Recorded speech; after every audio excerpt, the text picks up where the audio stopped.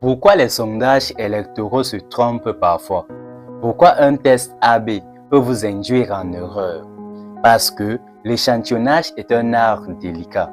Si vous choisissez mal vos données, que sont vos cibles, même les meilleures analyses seront faussées.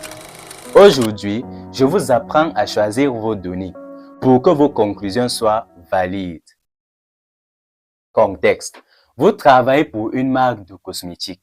On vous demande d'analyser la satisfaction client pour lancer un nouveau produit.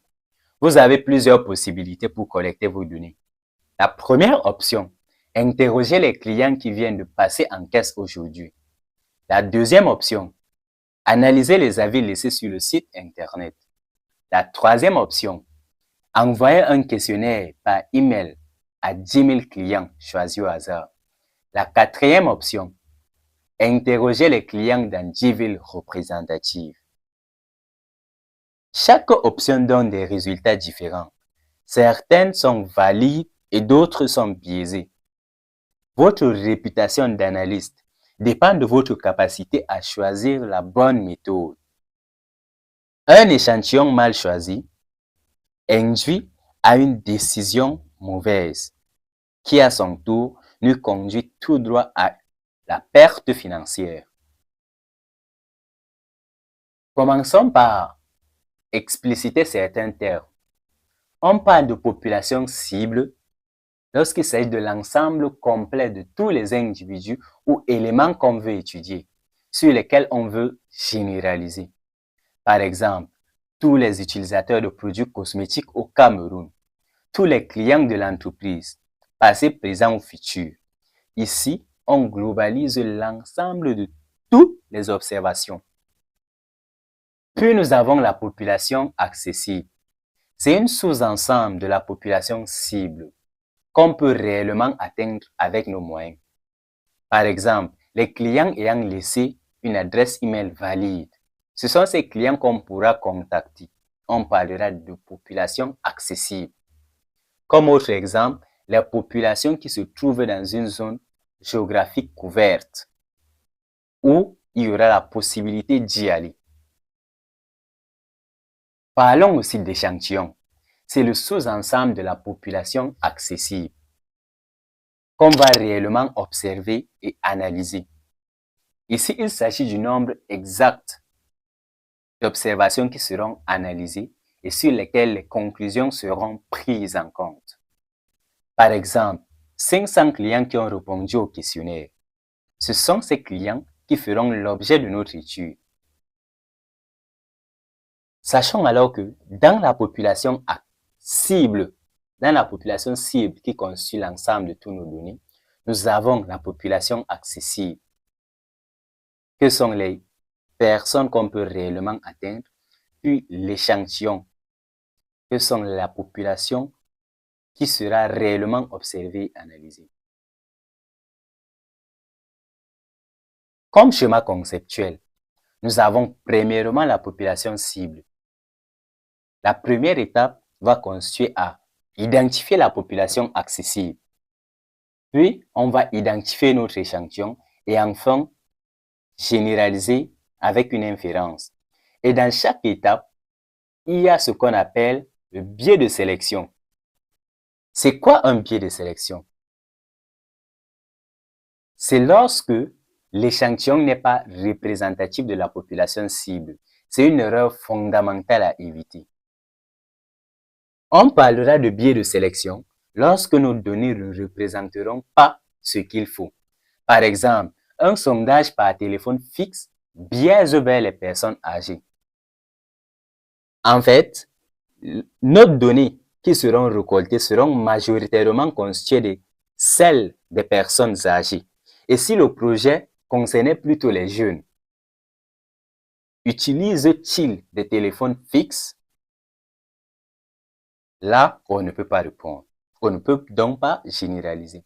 Et le projet risque d'être voué à l'échec. Deuxième exemple, un questionnaire en ligne biaise vers les personnes connectées. Et si ces personnes qui répondent ne faisaient pas partie de la population qu'on souhaitait étudier, et s'ils n'étaient pas notre cible, alors notre projet sera voué à l'échec. Parlant des types d'échantillonnage, nous avons deux grands types d'échantillonnage, à savoir l'échantillonnage probabiliste et l'échantillonnage non probabiliste. Parmi les échantillonnages probabilistes, il s'agit des méthodes où chaque élément de la population a une probabilité connue et non nulle d'être sélectionné, permettant de quantifier donc l'incertitude. Ici, on a premièrement l'échantillonnage aléatoire simple. C'est un tirage au sort pur. Chaque élément a la même probabilité d'être choisi. Comme avantage, il n'y a pas de biais de sélection et c'est simple à comprendre, sauf que ça nécessite une liste complète de toute la population afin de faire le tirage. Par exemple, on tire 1000 numéros de clients au hasard dans une base de données. Il s'agit de l'échantillon simple. Puis, nous parlerons du deuxième type, qui est l'échantillonnage stratifié. Ici, on divise la population en groupes homogènes, appelés strates, puis on tire aléatoirement dans chaque strate. L'avantage est que ça garantit la représentativité sur tous les critères. Sauf que, avec ce type d'échantillonnage appelé échantillonnage stratifié, ça nécessite de connaître la structure de base de notre population accessible. Par exemple, on fait les enquêtes sur les salaires des personnels au sein d'une entreprise. Il faut cependant différencier ceux qui travaillent pour l'administration, les simples employés, les exécutants, les opérants, pour ne pas biaiser l'étude et l'analyse du projet. Le prochain type d'échantillonnage est l'échantillonnage systématique. Ici, on sélectionne un cas, un élément sur un cas. L'avantage est que c'est facile de mettre en œuvre. Sauf que si les populations ont été enregistrées suivant une périodicité ou bien si la population était au courant du type d'échantillonnage, celui-ci devrait être tout simplement biaisé. Si on s'interroge, si on décide d'interroger les cinquièmes de chaque client inscrit sur la liste de notre base de données, ça va se passer comme suit. On va ignorer le numéro 1, 2, 3, 4 pour prendre le cinquième, le 6, 7, 8, 9 pour prendre le 10e, le 15e, et ainsi de suite. Mais si au départ, les clients étaient au courant, ils peuvent se mettre en accord pour s'inscrire à des ordres qu'ils auraient souhaités. Le prochain type d'échantillonnage est l'échantillonnage par grappe, encore appelé échantillonnage par cluster. Dans ce type d'échantillonnage, on tire des groupes appelés grappes ou bien clusters qui sont entiers, puis on étudie tous les éléments de grappe sélectionnés. L'avantage est que c'est économique quand la population est dispersée. Mais l'inconvénient est que c'est moins précis que les autres méthodes, puisque ça ne prend pas en considération tous les aspects et principalement l'aspect géographique. Par exemple, l'enquête sur l'éducation. On sélectionne une école au hasard dans un pays, puis on fait nos études dans cette école et à la fin, on généralise sur toutes les écoles qui se trouvent dans le pays. Le deuxième grand type d'échantillonnage est l'échantillonnage non probabiliste. Il s'agit des méthodes où la probabilité de sélection n'est pas connue, à utiliser avec précaution uniquement quand l'inférence statistique n'est pas l'objectif principal du projet. Comme sous-type, nous avons l'échantillonnage de convenance. Dans ce cas, on choisit les individus les plus faciles à atteindre et le biais devient important. Par exemple, interroger les clients qui sont présents dans un magasin à l'instant T.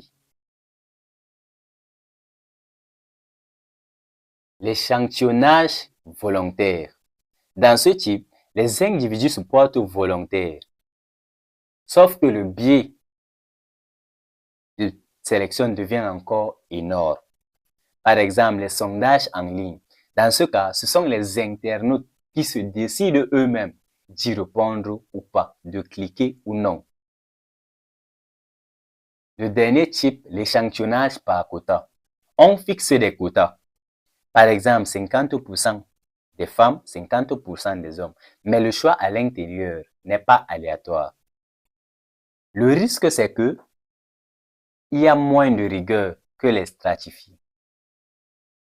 Par exemple, on doit interroger 100 hommes et 100 femmes.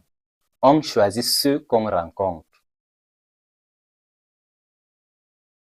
Ainsi sont les trois types d'échantillonnage non probabilistes. L'échantillonnage de convenance, l'échantillonnage volontaire et l'échantillonnage par quota. Passons à présent à la taille d'échantillonnage. Qu'est-ce qui peut influencer? Quels sont les facteurs qui influencent la taille de notre échantillon? Nous avons premièrement le niveau de confiance souhaité. Plus on veut être sûr, plus l'échantillon doit être grand. Et on a comme niveau de confiance 68%, 95% et 99,7%. Mais le plus standard et le plus utilisé est 95%. Le deuxième facteur, c'est la marge d'erreur acceptable. Plus on veut être précis, plus l'échantillon se doit d'être grand. Puis on a l'autre facteur, la variabilité de la population. Plus la population est hétérogène, plus l'échantillon doit être grand. Par exemple, si on veut faire une étude sur la santé humaine, voyez-vous, il y a les hommes d'une part et les femmes de l'autre part. Dans chaque catégorie, il y a les enfants, les jeunes adolescents, les adultes, qu'il faut tout prendre en considération pour globaliser à la fin. Alors, comment calculons la taille de l'échantillon? Si on pose n comme étant la taille de l'échantillon, avec les facteurs qui influencent la taille de l'échantillon, nous avons n égale à z carré fois pi fois 1 moins pi sur e carré. Ici, z représente le niveau de confiance. En standard, z égale à 1,96 lorsqu'il s'agit de 95%. P, la proportion estimée, égale à 0,5 par défaut. Et E représente la marge d'erreur, où on prend 0,05. En application numérique, nous trouvons n égale à 384. Mais attention, ici, la taille d'échantillon n égale à 384 personnes n'est pas à prendre en compte pour tout type de grandeur. On a par exemple les sondages nationaux où il faut au moins une valeur entre 1000 et 2000 personnes. Lorsqu'il s'agit des tests AB de e-commerce, l'on prend généralement entre 10 000 et 100 000 personnes selon l'effectif attendu.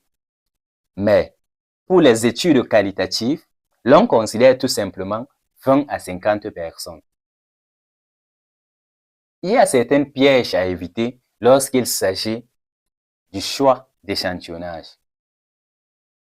Prenons un exemple. En tant qu'analyste, on vous dit, nous avons interrogé 10 000 personnes sur notre site et 80% sont satisfaits. Dans ce genre de cas, que pouvons-nous conclure? On peut tout simplement dire que cet échantillon n'est pas représentatif de tous les clients. Seulement ceux qui vont sur le site, car ce ne sont pas tous les clients qui vont sur le site pour répondre au questionnaire. Et ici, il s'agit de la descriptive et pas de l'inférence. Il est bon à savoir qu'un grand échantillon ne compense pas un mauvais échantillonnage.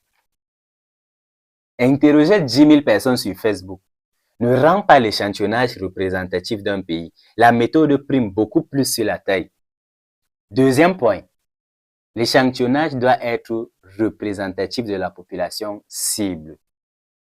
Si on veut connaître l'opinion des individus d'un pays, il faut que l'échantillon soit diversifié, c'est-à-dire englober la diversité qui se trouve au sein d'un pays.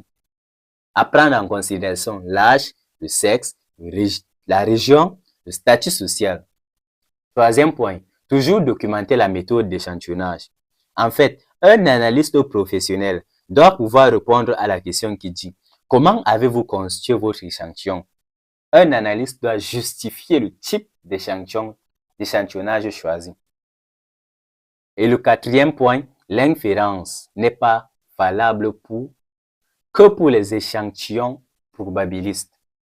Avec l'échantillon de convenance, on peut décrire, mais on ne peut pas généraliser à une population. Donc l'inférence concerne uniquement les échantillons probabilistes.